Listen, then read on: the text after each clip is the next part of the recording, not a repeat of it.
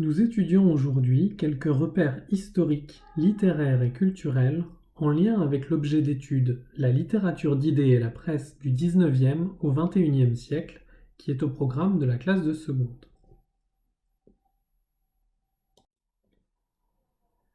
Dans son Histoire du XIXe siècle, David Colomb présente les années 1800 à 1914 comme le siècle des révolutions.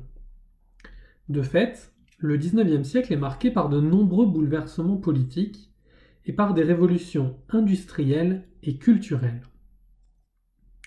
Ces révolutions successives permettent à la France d'entrer dans l'ère de la modernité et concourent au développement de deux classes sociales, la bourgeoisie et la classe ouvrière.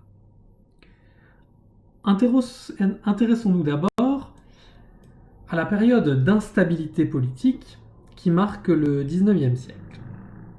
Observons la frise chronologique que nous avons devant les yeux. D'abord premier consul, Napoléon se fait sacrer empereur le 2 décembre 1804 et il rétablit une monarchie héréditaire. Il gouverne seul et il ne tolère aucune opposition. Il se lance dans de nombreuses conquêtes et il place des membres de sa famille à la tête des États européens qui bordent la France. Mais en 1814, une coalition européenne envahit la France et Napoléon Ier est forcé d'abdiquer. En 1815, la France se voit imposer par les puissances européennes le retour des Bourbons. Vous savez, la famille des Bourbons, la famille des Louis. Et donc le roi est Louis XVIII. C'est la période qu'on appelle la Restauration. Le roi comprend cependant qu'il ne peut pas revenir à la monarchie d'Ancien Régime. Et il instaure donc une monarchie modérée qui va devenir plus autoritaire à partir de 1820. Charles X, son frère, lui succède en 1824, et lui renoue avec une monarchie absolue et catholique. Lui aussi finit par abdiquer en 1830, après une révolution de 3 jours qu'on a appelée les Trois Glorieuses. Louis-Philippe, le cousin de Charles X, empêche la victoire des révolutionnaires républicains en instaurant une monarchie de type constitutionnel, qu'on appelle la monarchie de Juillet. Mais bien que le roi souhaite une monarchie moderne, qui est fondée sur une constitution, il refuse toutefois le suffrage universel, et jugeant les avancées du régime insuffisantes, des ouvriers et des étudiants parisiens se révoltent en février 1848, et ils provoquent la chute de la monarchie. C'est l'heure de la Deuxième République. Louis-Napoléon Bonaparte, qui est le neveu de Napoléon Ier, est élu président au suffrage universel en décembre 1848. Mais en 1851, il organise un coup d'État et en 1852, il rétablit l'Empire. D'abord autoritaire, le régime s'assouplit à partir de 1859. La France s'industrialise, se modernise et elle s'agrandit de Nice et de la Savoie. En 1870, Napoléon III déclare la guerre à la Prusse, mais l'armée française est vaincue et l'empereur est fait prisonnier.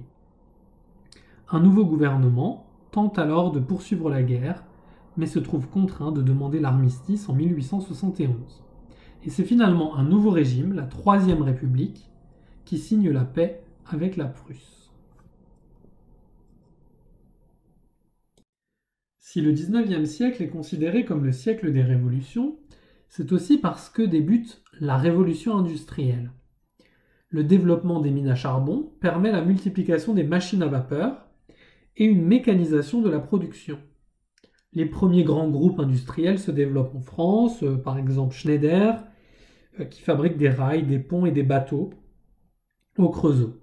On voit sur la photo à l'écran le marteau-pilon à vapeur du Creusot en 1881. Le chemin de fer, qui fonctionne grâce au charbon, devient le mode de transport essentiel. En 1840, la France compte 500 km de voies ferrées. 60 ans plus tard, grosso modo, en 1906, elle en compte 47 000. Grâce au chemin de fer, les distances sont raccourcies. Alors qu'en 1815, il fallait 40 heures pour aller de Paris à Calais en diligence, en 1914, il n'en faut plus que 3. par le train rapide. À cette époque-là, les banques de dépôt se multiplient également et révolutionnent le système de crédit. Les échanges de marchandises sont facilités et le commerce se mondialise. À partir des années 1870, on parle de la seconde révolution industrielle qui, elle, est fondée sur l'électricité et le pétrole.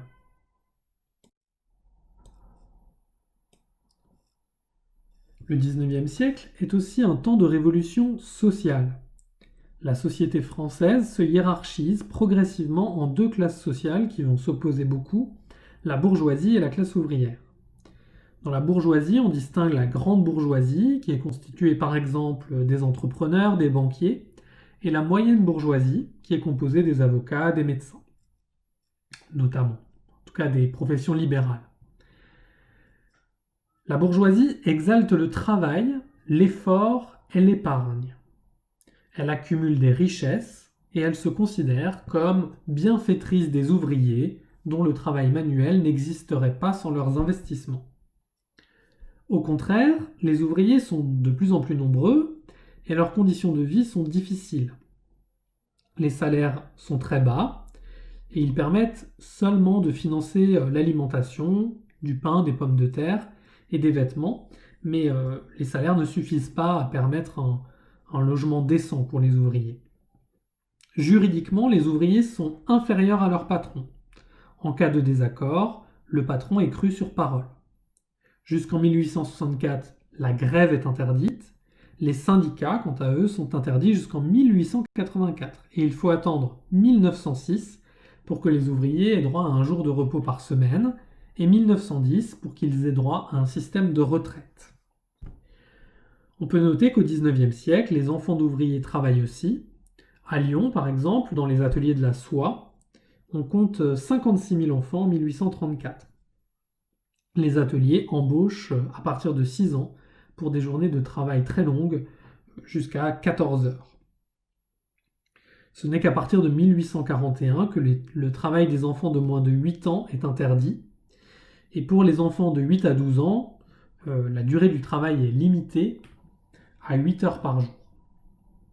Mais il faut se dire que l'opposition des parents qui ont besoin de cet apport de revenus supplémentaires dans la famille et l'opposition du patronat fait que la loi n'est pas vraiment appliquée. D'autant plus qu'il existe à cette époque-là assez peu d'inspecteurs du travail, 15 pour toute la France, et que l'application de la loi n'est presque jamais vérifiée. Le XIXe siècle connaît également une révolution d'ordre éducatif et culturel. De plus en plus de Français savent lire. C'est le développement de l'alphabétisation. De plus en plus de Français veulent lire. Et on va donc leur donner accès à la presse, aux journaux, de manière un peu plus large. De même, on va leur donner accès davantage aux œuvres littéraires. Ce sont les progrès techniques réalisés dans l'imprimerie qui vont permettre cela. En effet, en 1865, l'invention de la presse rotative mécanique permet de multiplier les tirages d'un même journal ou d'une même revue. En outre, le développement de la publicité qui finance en partie les publications va contribuer au développement de la presse dans la mesure où cela va faire baisser les prix de chaque journal, de chaque revue. Et donc, le lectorat va s'en trouver élargi.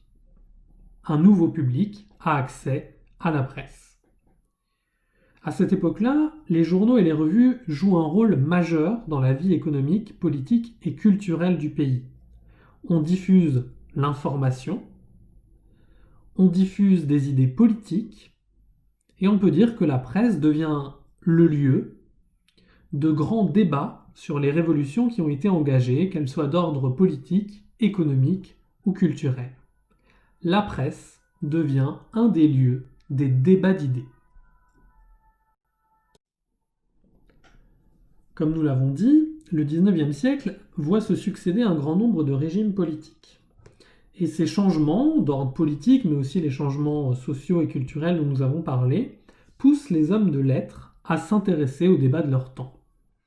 Par exemple, Victor Hugo s'implique dans des questions de société comme la dénonciation de la pauvreté ou de la peine de mort, à la fois dans ses œuvres littéraires, mais aussi dans la presse.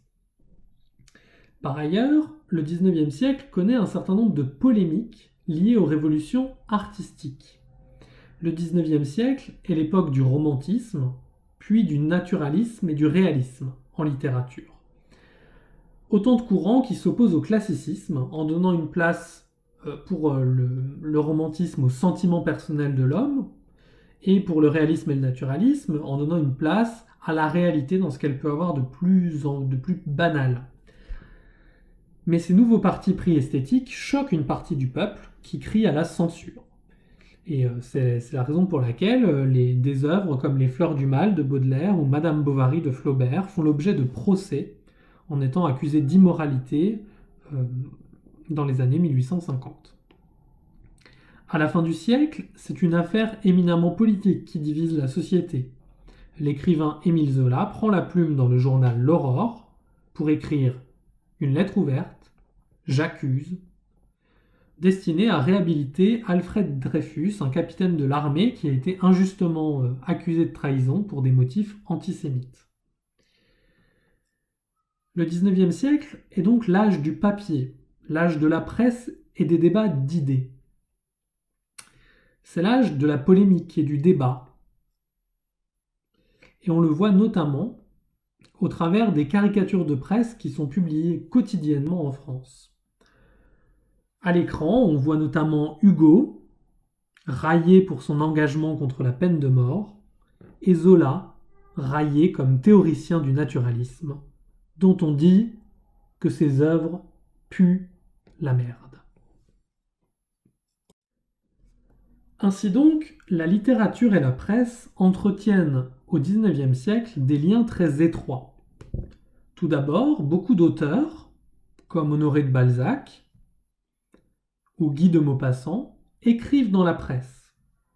Balzac écrit dans le feuilleton des journaux politiques et Guy de Maupassant dans Le Gaulois et dans Le Figaro. Certains auteurs créent même leur propre journal ou leur propre revue. En effet, si le métier d'écrivain paye assez mal, être journaliste constitue un moyen de gagner sa vie, tout en exprimant ses idées, en affirmant son esprit critique ou son esthétique, son style.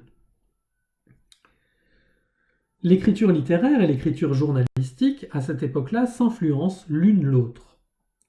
On peut le dire à partir de trois principaux arguments. Tout d'abord, de nombreux écrivains prêtent leur plume et donc leur style pour prendre parti dans les débats de l'époque. L'écrivain n'hésite pas à s'engager, notamment politiquement. Par ailleurs, de nombreux romans ou de nombreuses nouvelles s'inspirent de faits divers que les écrivains lisent dans les gazettes des tribunaux ou dans les journaux. Enfin, certains écrivains, notamment les réalistes et les naturalistes, enquêtent sur le terrain à la manière de journalistes avant de se lancer dans l'écriture de leurs romans. On a donc des écrivains qui écrivent dans des journaux et des écrivains qui s'inspirent des journaux pour écrire des œuvres littéraires. On a donc un lien très fort entre littérature et écriture journalistique. Les écrivains se réunissent volontiers au XIXe siècle dans des salons ou des cafés pour échanger librement sur leur vision du monde, de la société et sur leurs aspirations esthétiques, littéraires. Malheureusement, la parole publique est très contrainte et ce qui est imprimé est susceptible d'être censuré. Les journaux sont surveillés par le pouvoir jusqu'à la loi du 29 juillet 1881 sur la liberté de la presse. Mais il ne faut pas en conclure que dès 1881, la presse est libre. D'ailleurs, lorsque Zola publie J'accuse dans le journal L'Aurore en 1898, il est condamné à 1 an de prison et à 3000 francs d'amende à la suite d'un procès pour diffamation, et pour échapper à la sentence, il est contraint à l'exil, il s'exile à Londres, comme l'avait fait Victor Hugo, pour échapper à la répression de Napoléon III.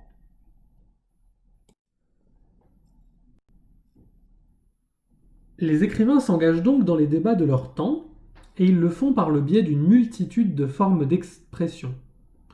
Ils ont recours à divers genres pour exprimer ouvertement leurs idées.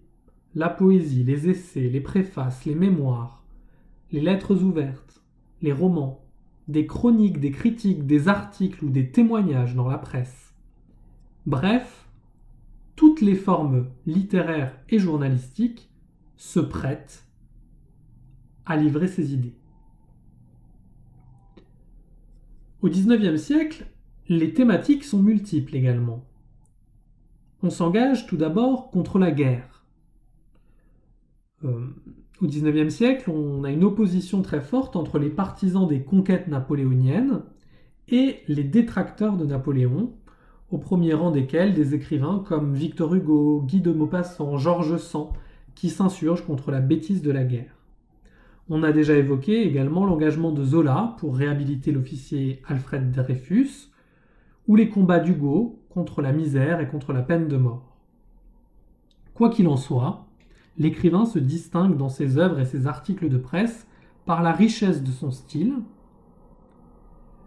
et c'est ce qui fait dire à Gustave Flaubert, dans une lettre à Louise Collet, qu'il écrit en 1851, « Il est beau d'être un grand écrivain, de tenir les hommes dans la poêle à frire de sa phrase et de les y faire sauter comme des marrons.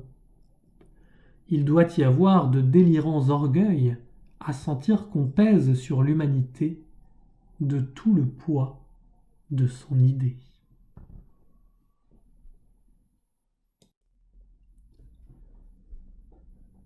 Évoquons maintenant l'histoire du XXe siècle.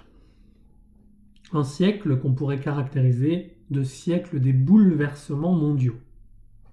En effet, il s'agit d'une période marquée par 2 conflits mondiaux, des guerres de décolonisation et une période politique qui voit se succéder en France 3 républiques.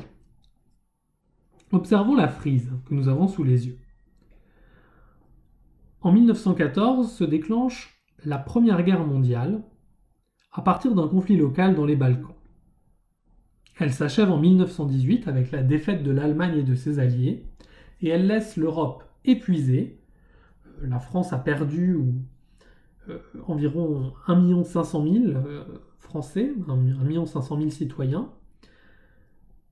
Et si la guerre a été gagnée, la paix, elle, ne l'est pas.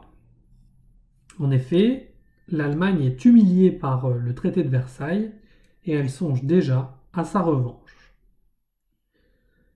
À partir de 1820, on assiste en Europe à la montée d'idéologies totalitaires. Le fascisme en Italie, le nazisme en Allemagne, le stalinisme en URSS. Les démocraties françaises et britanniques se révèlent incapables de contrecarrer les projets d'Hitler, et l'invasion de la Pologne par les nazis en 1939 marque le début de la Seconde Guerre mondiale.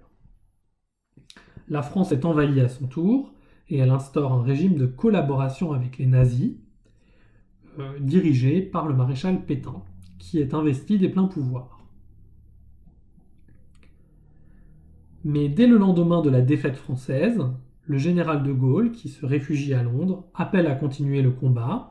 Il lance le mouvement de la résistance et c'est ce qui va permettre à la France, en mai 1945, après la guerre, de siéger aux côtés des vainqueurs. Après la Seconde Guerre mondiale, la 4e République modernise la France et elle veut réduire les inégalités. C'est l'État-providence. La sécurité sociale est créée en 1945. Un salaire minimum et les habitats à loyer modéré, HLM, sont créés en 1950 et en 1956, on octroie aux salariés une 3e semaine de congés payés. En 1958, Charles de Gaulle est appelé en Algérie pour résoudre ce qu'on a appelé la question algérienne. En effet, l'Algérie, qui est alors un territoire français, fait face à un mouvement de révolte qui se propage depuis 1954. Et donc Charles de Gaulle prononce un célèbre discours dans lequel il conditionne son retour au pouvoir à la proclamation de la Ve République. Et après le référendum, après le début de la Ve République, après un référendum, il décolonise l'Algérie en 1962. Le général de Gaulle, soucieux de réaffirmer la place de la France comme une grande puissance, dote le pays de l'arme atomique. Mais dans le contexte de guerre froide entre des superpuissances, les États-Unis et l'URSS, dans un contexte où deux géants démographiques commencent à monter, la Chine et l'Inde, la France mise surtout sur la construction européenne pour sa défense. Amorcée en 1957, elle se renforce avec la liberté de circulation sous François Mitterrand et avec la mise en place d'une monnaie unique, l'euro, lors de la présidence de Jacques Chirac. Le XXe siècle est également une période de grandes avancées sociales. Le niveau de vie des Français croît. Alors que l'alimentation représente environ 62% du budget des ménages au XIXe siècle, on peut noter qu'il ne représente plus aujourd'hui que 20% du budget. De même, les écarts de salaire entre un cadre et un ouvrier ont été divisés par 2 dans la même période. Eh bien, cet essor est lié à la croissance économique des Trente Glorieuses, la période qui s'étend de 1945 à 1973. Les Français découvrent la consommation de masse. La publicité diffuse un idéal de vie. Vous savez, c'est l'idéal de vie selon lequel avoir une voiture, une télévision sont des marqueurs de réussite. À la même période, la baisse du temps de travail inaugure une société du loisir qui va être renforcée à la fin du XXe siècle et au début du XXIe siècle par l'émergence et la démocratisation d'Internet. Par ailleurs, le XXe siècle est une grande époque d'émancipation, notamment pour les femmes.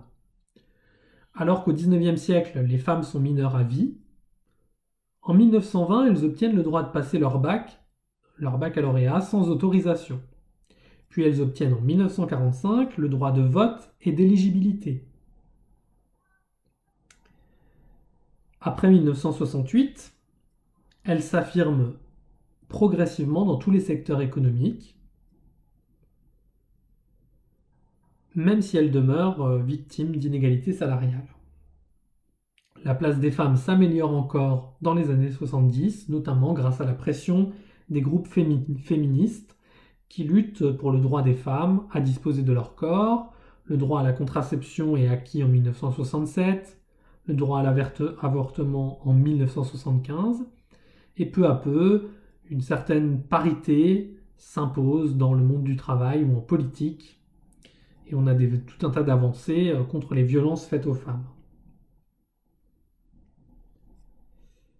Cette évolution économique et sociale du XXe siècle a cependant été freinée par le choc pétrolier de 1973, qui a mis un terme aux Trente Glorieuses. Le chômage s'est mis à augmenter et a ralenti l'ascension sociale en donnant un sentiment de déclassement, particulièrement dans les classes moyennes. Cependant, aujourd'hui, la lutte pour les avancées sociales continue pour faire en sorte que personne ne se sente en marge de la société. On peut citer à titre d'exemple, mais c'est vraiment un exemple parmi d'autres, la lutte pour l'acceptation de tous les modèles familiaux au XXIe siècle, avec l'adoption du mariage pour les personnes de même sexe en 2013 notamment. Au XXe siècle également, la littérature d'idées et la presse sont des lieux d'engagement. Elles s'engagent tout d'abord dans la dénonciation des 2 guerres mondiales et prônent l'union des peuples et la résistance à toute forme d'oppression. Lors des 2 guerres mondiales, de nombreux écrivains se sont fait les témoins directs de la guerre, puisque beaucoup d'écrivains ont été soldats, et l'écriture est devenue un acte engagé, en même temps qu'un acte de témoignage. On peut penser par exemple au poète Apollinaire ou aux poètes résistants qui publient en pleine occupation comme Éluard ou Aragon pendant la Seconde Guerre mondiale. Les victimes du totalitarisme au XXe siècle ou du terrorisme au XXIe siècle réagissent également dans la presse et en littérature en témoignant par l'écriture, par le dessin, par la presse, en témoignant et en réaffirmant leur engagement. Au XXe siècle et au début du XXIe siècle, de nouveaux débats agitent la vie politique et sociale. Ainsi, après les deux guerres mondiales, on parle d'abolition de la peine de mort, d'égalité raciale, de droit à l'avortement. Ces questions sont abordées par des hommes et des femmes politiques comme Simone Veil, Robert Badinter ou Nelson Mandela, mais aussi par des philosophes, des écrivains, des artistes. Plus récemment, les questions d'égalité des sexes, de l'écologie, de l'exil occupent le devant de la scène.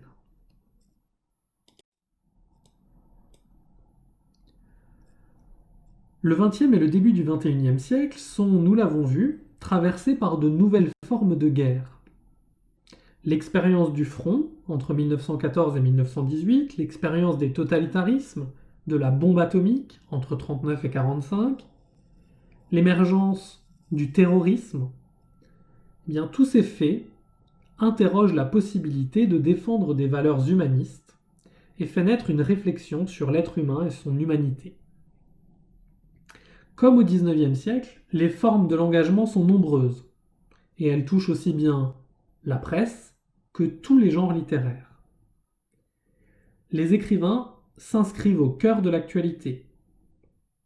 René Barjavel, par exemple, qui est connu pour ses romans de science-fiction, publie aussi des articles de presse. Pendant l'occupation, alors que la liberté d'expression est en péril, les idées continuent de se diffuser dans la presse clandestine et dans une littérature qui se passe sous le manteau pour échapper à la censure. Eh bien, des écrivains comme Albert Camus écrivent des articles dans la revue Combat, sous l'occupation allemande.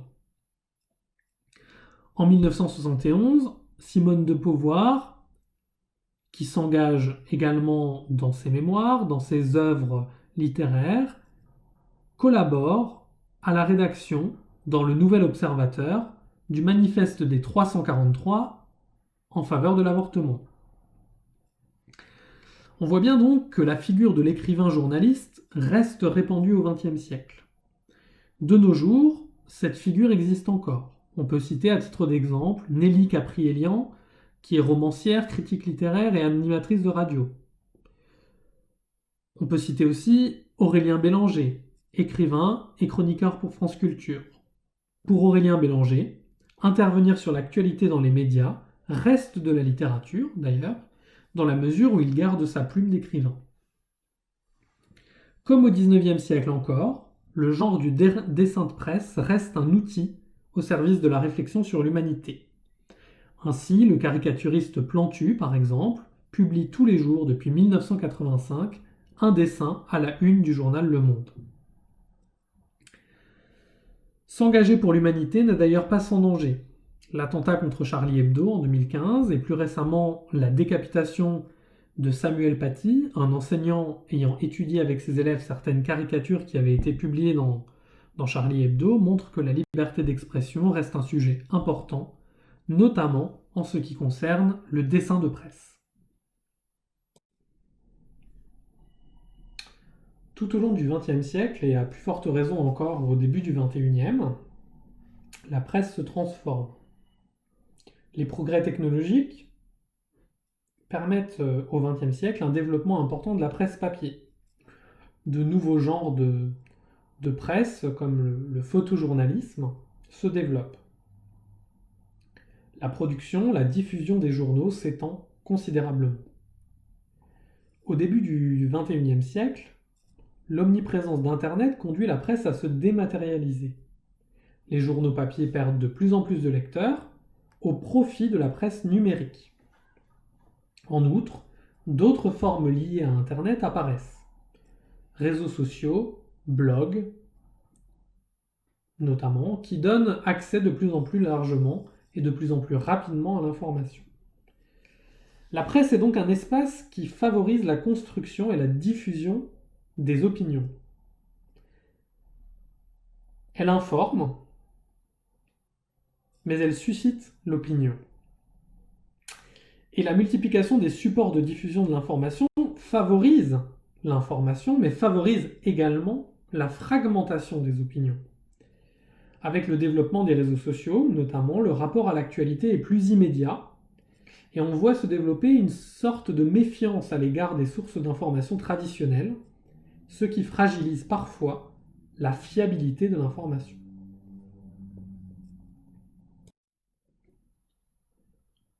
On voit donc bien que, au travers de la littérature, comme de la presse, l'écrivain peut prendre la plume pour combattre pour des idées.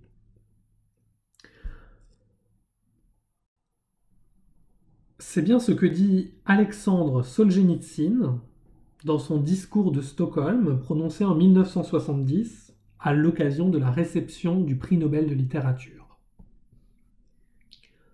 Un écrivain n'est pas le juge indifférent de ses compatriotes et de ses contemporains. Il est le complice de tout le mal commis dans son pays ou par ses compatriotes. Si les tanks de son pays ont inondé de sang les rues d'une capitale étrangère, alors les taches brunes marqueront son visage pour toujours. Si par une nuit fatale on a étranglé son ami endormi et confiant, les paumes de ses mains porteront les traces de la corde. Je crois que la littérature mondiale, dans ces temps troublés, est capable d'aider l'humanité à se voir telle qu'elle est, en dépit de l'endoctrinement et des préjugés des hommes et des partis. La littérature mondiale est capable de communiquer une expérience condensée d'un pays à un autre, afin que nous ne soyons plus divisés et déconcertés, que nos différentes échelles de valeurs puissent coïncider.